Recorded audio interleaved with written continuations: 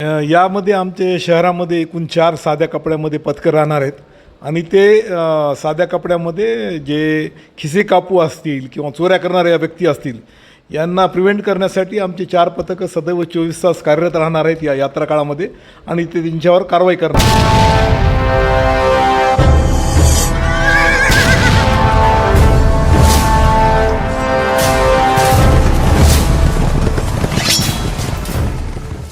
नमस्कार, मी भारती भोज. आपलं सर्वांचं स्वागत आहे महाराष्ट्र वाईब न्यूज चॅनलमध्ये. आज आगामी येणाऱ्या काळामध्ये पैठण येथे नाथषष्ठी हा मोठ्या उत्साहात साजरा होणार आहे. याच पार्श्वभूमीवर पैठण शहरातील कायदे सुव्यवस्था अबाधित राखण्यासाठी पोलीस पैठण किंवा स्थानिक पोलिसांकडून कोणता बंदोबस्त राखला जात आहे, याच पार्श्वभूमीवर आपल्याला सविस्तर माहिती देण्यासाठी पैठण शहरातील पोलीस निरीक्षक संजय देशमुख सर हे आपल्यासोबत आहेत. त्यांच्याशी आपण याविषयी सविस्तर चर्चा करूयात. सर नमस्कार. नमस्कार सर, तर ज्या पद्धतीने आता आगामी येणाऱ्या काळामध्ये नाथषष्ठी ही मोठ्या उत्साहात साजरी होणार आहे. खेड्यापाड्यातून लाखो भाविक भक्त पैठणमध्ये दाखल होतात. याच पार्श्वभूमीवर कायदे व्यवस्था सुव्यवस्थित राहण्यासाठी यासाठी आपल्याकडून कोणत्या योजना आखल्या जात आहेत याविषयी आम्हाला माहिती द्या. चालू श्री संत एकनाथ महाराज षष्ठी यात्रानिमित्त छत्रपती संभाजीनगर जिल्ह्यामधून आम्हाला माननीय पोलीस अधीक्षक श्री मनीष कलवानिया सर आणि श्री सुनील लांजेवार सर यांच्या मार्गदर्शनाखाली आम्ही SDPO श्री सिद्धेश्वर भोरे सर यांच्या मार्गदर्शनाखाली हा बंदोबस्त लावण्यात येत आहे.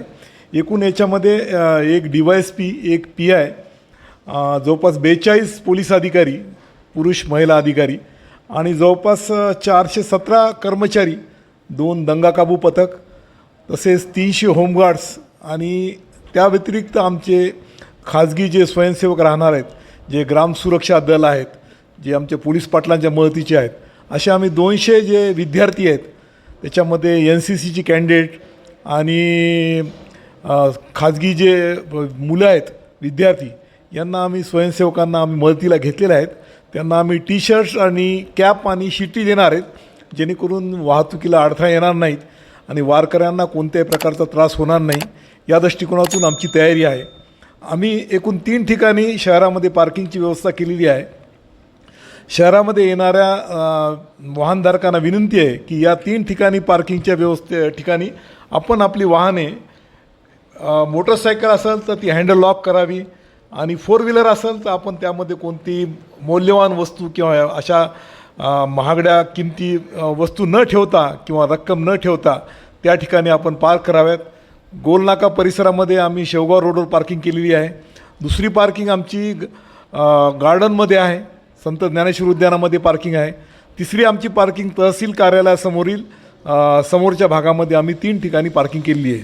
तरी मी सर्व नागरिकांना विनंती करतो की आपण या सर्व महोत्सवाच्या काळामध्ये सर्वांनी आम्हाला सहकार्य करावं आणि जास्तीत जास्त लोकांनी आम्हाला वाहन पार्किंगमध्ये मदत करावी अशी मी सर्वांना विनंती करतो. तसेच सर्व नागरिक आणि जे आस्थापना आहेत, ज्यांच्या व्यापारी आस्थापना, त्याच्यामध्ये जे CCTV लावण्यात आलेले आहेत ते CCTV सर्वांनी कार्यान्वित आहेत किंवा नाही याची खात्री करावी अशी मी सर्वांना याद्वारे आवाहन करतो. तसेच आपल्या दुकानासमोर, आपल्या आस्थापनेसमोर जे अस्ताव्यस्त पडलेलं सामान, अडगळीचे सामान, जुन्या वाहनं किंवा बंद पडलेले 2 व्हीलर 4 व्हीलर असतील तर ती कृपया काढून आपण आपल्या घरामध्ये किंवा व्यवस्थित ठिकाणी, सुरक्षित ठिकाणी लावावे.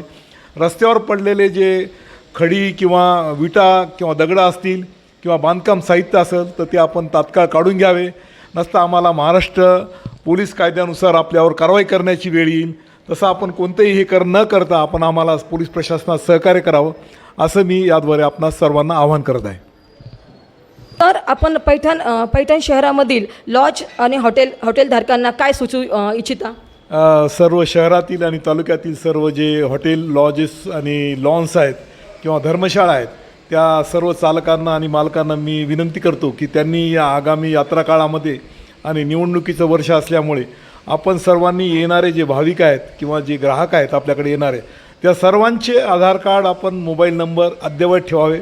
आपल्या रेकॉर्डवर सगळ्या व्यवस्थित नोंदी कराव्यात आणि काही संशयास्पद असेल तर आपण पोलीस स्टेशनला तात्काळ संपर्क साधावा असे मी या सर्वांद्वारे आपणास आवाहन करतो. सर, लाखोच्या संख्येने भाविक भक्त इथे येणार आहेत आणि त्यामुळे कुणालाही चोर चपाटे होण्याची जास्त शक्यता असते. तर याच अनुचित प्रकार घडू नये म्हणून आपण आणखीन काय खबरदारी घेणार आहोत? यामध्ये आमचे शहरामध्ये एकूण 4 साध्या कपड्यामध्ये पथकं राहणार आहेत आणि ते साध्या कपड्यामध्ये जे खिसे कापू असतील किंवा चोऱ्या करणाऱ्या व्यक्ती असतील यांना प्रिव्हेंट करण्यासाठी आमचे 4 पथकं सदैव 24 तास कार्यरत राहणार आहेत या यात्रा काळामध्ये आणि ते त्यांच्यावर कारवाई करणार आहेत.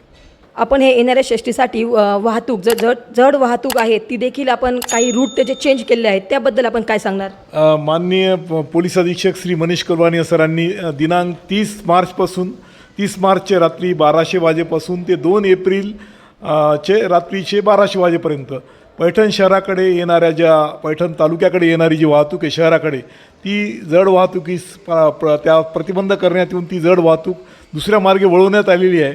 त्याबद्दलचे आम्ही आधी सूचना सरांनी काढलेली आहे. ती आपण त्याचं कृपया अवलोकन करून आपण जड वाहतुकीस वळविण्यामध्ये आम्हाला सहकार्य करावं असं मी सर्व वाहनधारकांना सुद्धा आवाहन करतो.